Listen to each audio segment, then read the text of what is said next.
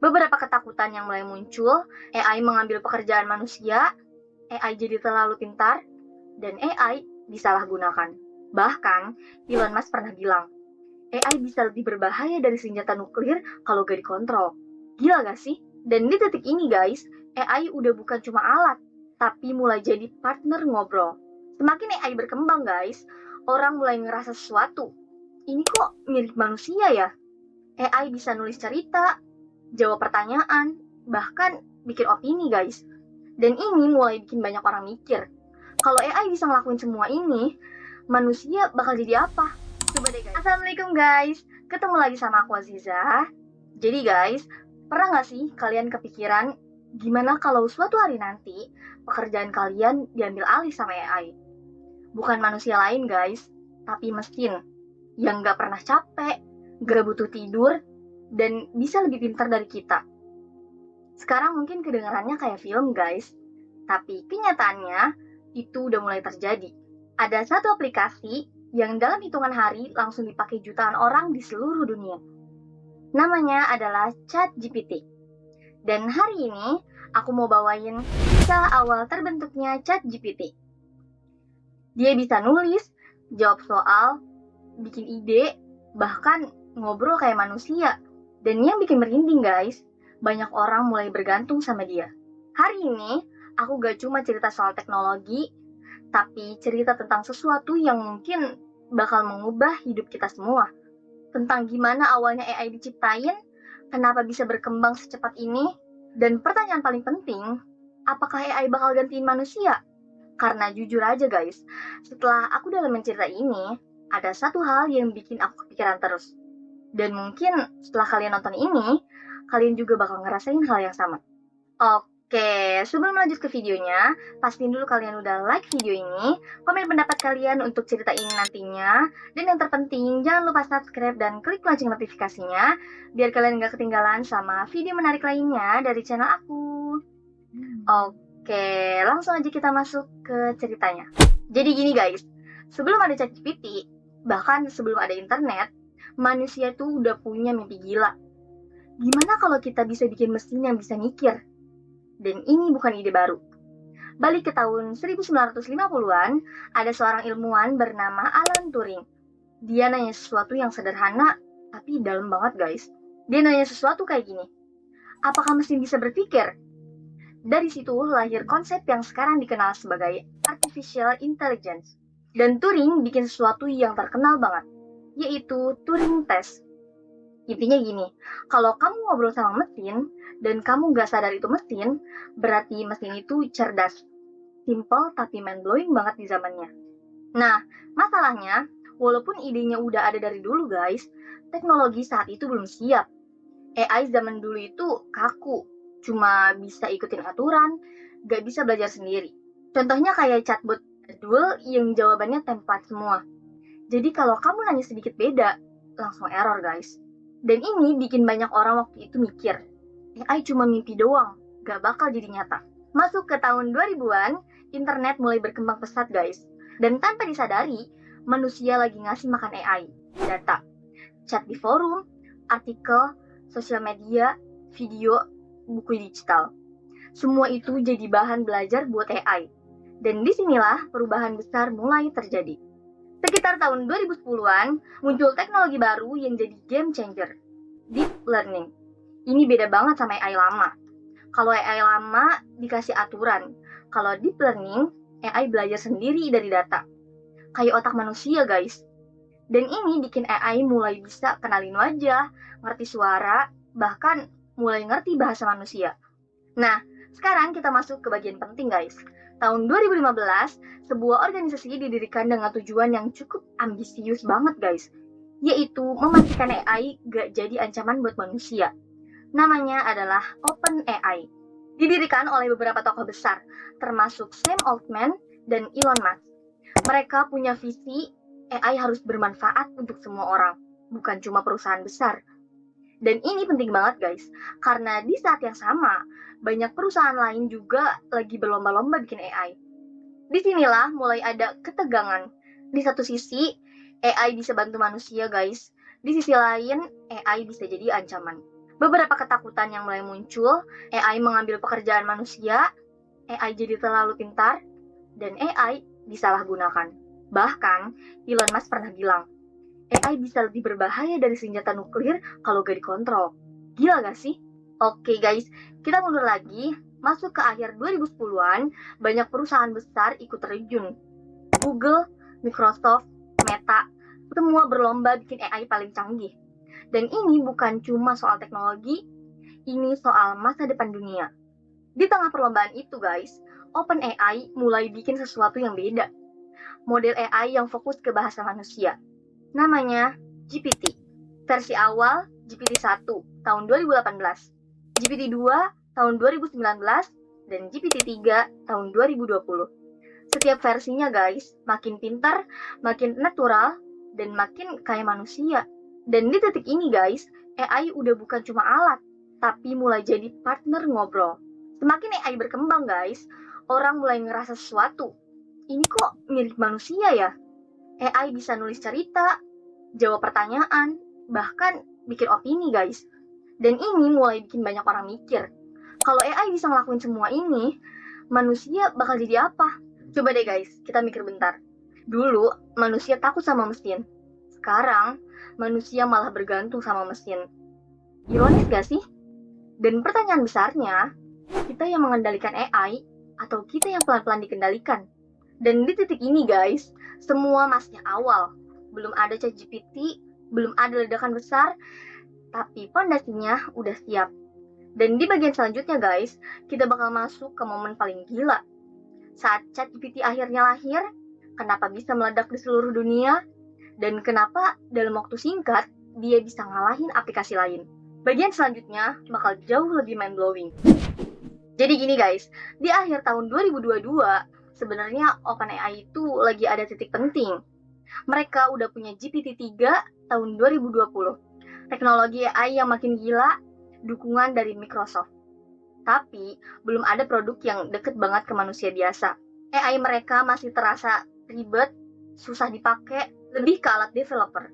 Dan ini masalah besar guys. Karena teknologi sehebat apapun, kalau orang biasa gak bisa pakai, ya percuma. Akhirnya muncul satu ide yang kelihatannya sederhana banget guys. Gimana kalau AI ini kita bikin jadi chatbot? Bukan chatbot biasa guys, tapi chatbot yang bisa ngobrol natural, bisa jawab apa aja, kayak lagi chat sama manusia guys. Dan dari situ, lahirlah sesuatu yang sekarang kita kenal sebagai ChatGPT. Dirilis ke publik tanggal 20 November tahun 2022. Awalnya cuma eksperimen guys. Gak ada yang nyangka bakal jadi gila. Hari pertama rilis, orang-orang mulai coba-coba guys. Dan reaksi mereka, shock berat. Karena ChatGPT bisa nulis esai, jawab soal sekolah, bikin puisi, ngoding, bahkan curhat. Dan yang paling bikin merinding, jawabannya tuh kayak manusia banget guys. Jadi guys, ChatGPT ini dalam waktu 5 hari udah 1 juta user. 2 bulan, 100 juta user, ini bukan angka biasa guys. Sebagai perbandingan, Instagram butuh 2,5 bulan ke 1 juta user. Dan TikTok butuh 9 bulan. Dan ChatGPT 5 hari. Gila sih. Dan di tahun 2025 guys, ChatGPT jadi salah satu aplikasi dengan download global tertinggi. Sekitar 845 juta download. Di satu sisi, orang-orang kagum banget guys, karena ChatGPT bisa bantu belajar, kerja, kreativitas. Tapi di sisi lain, mulai muncul ketakutan guys. Guru-guru panik. Siswa jadi gak ngerjain tugas sendiri. Programmer mikir, kerjaan gue bakal diganti. Penulis juga mulai khawatir guys. AI bisa nulis, terus gue yang ngapain? Dan disinilah konflik besar dimulai. AI versus manusia. Bukan perang fisik guys, tapi perang kemampuan, perang kecerdasan, dan perang masa depan. Beberapa hal yang mulai terjadi, banyak pekerjaan mulai terancam, AI dipakai buat hal negatif, orang mulai bergantung banget sama AI. Dan pertanyaan besar muncul lagi guys. Kalau AI bisa ngelakuin semuanya, manusia masih penting gak sih? Sekarang kita bahas dikit ya guys. ChatGPT itu pakai teknologi dari GPT. GPT-3 lalu berkembang ke GPT-4. Cara kerjanya sederhana guys. AI ini belajar dari miliaran kata di internet. Terus, dia nebak kata selanjutnya. Contohnya simpel. Kalau aku bilang, aku lagi makan, kamu pasti mikir, entah itu jawabannya nasi atau mie. Nah, AI juga gitu guys. Tapi levelnya udah super gila. Karena dia belajar dari buku, artikel, website, dan percakapan. Makanya dia bisa jawab hampir semua hal.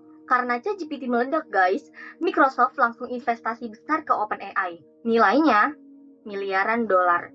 Dan dari sini, AI bukan cuma teknologi guys, tapi jadi bisnis besar. Setelah ChatGPT viral, semua perusahaan langsung ikut-ikutan guys. Google bikin AI juga, sekarang Gemini, Meta bikin AI sendiri, banyak startup bermunculan. Dan sekarang AI ada di mana-mana guys. Entah itu di HP, di laptop, di sekolah, di kantor, dan masih banyak lagi.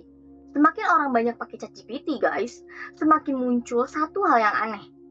Orang mulai ngobrol sama AI, kayak manusia, curhat, minta saran hidup, bahkan ada yang lebih percaya AI daripada orang lain. Dan ini bikin kita harus jujur sama diri sendiri guys. Kita lagi bikin alat atau lagi bikin pengganti manusia? Coba deh kamu pikir guys. Dulu kita cari jawaban di Google. Sekarang kita tanya langsung ke AI. Dulu manusia yang mikir guys. Sekarang AI yang mikir. Manusia tinggal pakai aja. Dan tanpa sadar, kita jadi makin bergantung guys. Dan di titik ini, ChatGPT udah bukan sekedar aplikasi lagi. Dia jadi fenomena global, dia jadi alat sekaligus ancaman, dan dia jadi awal dari sesuatu yang lebih besar. Tapi cerita belum selesai guys. Di bagian selanjutnya, kita bakal masuk ke sisi yang lebih gelap lagi. Kontroversi ChatGPT, bahaya yang mulai muncul. Dan pertanyaan paling serius, apakah AI akan menguasai masa depan manusia?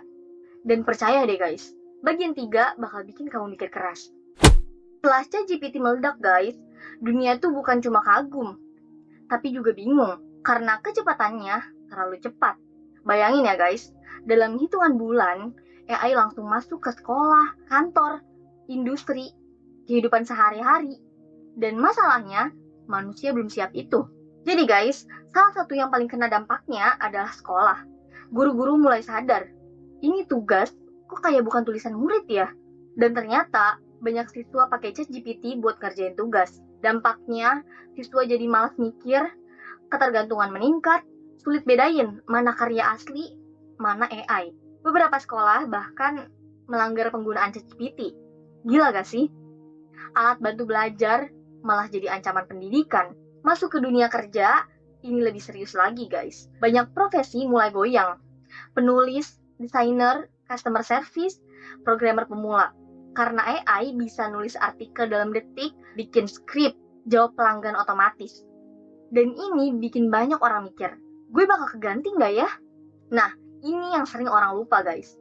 ChatGPT itu pinter, tapi bukan berarti selalu benar. Kadang dia bisa ngasih info yang salah, ngaco tapi terdengar meyakinkan, ngada-ngada jawabannya. Ini disebut AI hallucination atau AI halusinasi. Dan ini bahaya banget guys, karena orang bisa percaya sesuatu yang salah tanpa sadar. Karena AI bisa bikin teks dengan cepat guys, mulai muncul masalah baru. Penyebaran hoax makin gampang, orang bisa bikin berita palsu, spam komentar, manipulasi opini publik, dan skala besar. Dan ini bukan teori, ini udah kejadian guys. Sekarang kita masuk ke isu yang lebih dalam, data. ChatGPT belajar dari data besar, tapi banyak orang mulai nanya, data siapa yang dipakai? Aman nggak sih buat ngobrol sama AI? Dan ini jadi perdebatan global. Karena data sama dengan kekuatan, yang pegang data sama dengan punya kontrol. Karena makin banyak kontroversi, beberapa negara mulai ambil tindakan guys. Contohnya Italia sempat memblokir ChatGPT tahun 2023. Alasannya, privasi, keamanan data, regulasi AI. Negara lain juga mulai bikin aturan AI, ngebahas etika penggunaan. Nah, ini bagian yang cukup drama. Di dalam OpenAI sendiri, pernah terjadi konflik besar. Sam Altman sempat dipecat tahun 2023. Dan ini bikin dunia kaget guys. Kenapa? Karena dia adalah otak di balik ChatGPT. Walaupun akhirnya dia balik lagi guys, tapi kejadian ini nunjukin satu hal. Bahkan di dalam perusahaan AI pun, masa depan ini masih abu-abu. Sekarang kita masuk ke pertanyaan paling serem guys. Gimana kalau AI jadi lebih pintar dari manusia? Ini bukan film guys. Ini disebut Artificial General Intelligence. AI yang bisa mikir seperti manusia, belajar sendiri, dan ngambil keputusan kompleks. Dan kalau ini terjadi guys, manusia bisa kehilangan kontrol. Beberapa ilmuwan bahkan bilang ini bisa jadi titik balik peradaban manusia. Sekarang jujur aja guys, AI itu kan gak capek. AI gak butuh tidur, AI belajar super cepat, sedangkan manusia terbatas guys. Dan ini bikin kita harus mikir, apakah kita lagi bikin pesaing? Atau penerus? Coba deh bayangin guys, suatu hari nanti AI jadi guru, AI jadi dokter, AI jadi penulis, dan AI jadi temen. Terus manusia jadi apa? Dan yang lebih dalam lagi guys, kalau semua bisa dilakukan AI, arti jadi manusia itu apa? Jadi guys, kisah ChatGPT ini bukan cuma tentang teknologi, ini tentang ambisi manusia, ketakutan manusia, dan masa depan yang belum pasti. AI bisa jadi alat terbaik yang pernah ada, atau kesalahan terbesar dalam sejarah manusia. Semua tergantung gimana kita menggunakannya guys. Jadi guys, itu dia kisah awal terbentuknya ChatGPT. Dari mimpi manusia bikin mesin berpikir, sampai jadi sesuatu yang sekarang kita pakai setiap harinya guys. Dan sekarang, aku mau tanya ke kalian. Menurut kalian, AI bakal bantu manusia atau malah menggantikan manusia? Oke guys, makasih banyak buat kalian yang udah nonton videonya dari awal sampai akhir. Kalau kalian suka sama cerita kayak gini, jangan lupa like video ini, komen pendapat kalian untuk video selanjutnya, dan yang terpenting jangan lupa subscribe dan klik lonceng notifikasinya, biar kalian gak ketinggalan sama video menarik lainnya dari channel aku. Sampai ketemu di video berikutnya. Aku Aziza, pamit. Wassalamualaikum warahmatullahi wabarakatuh.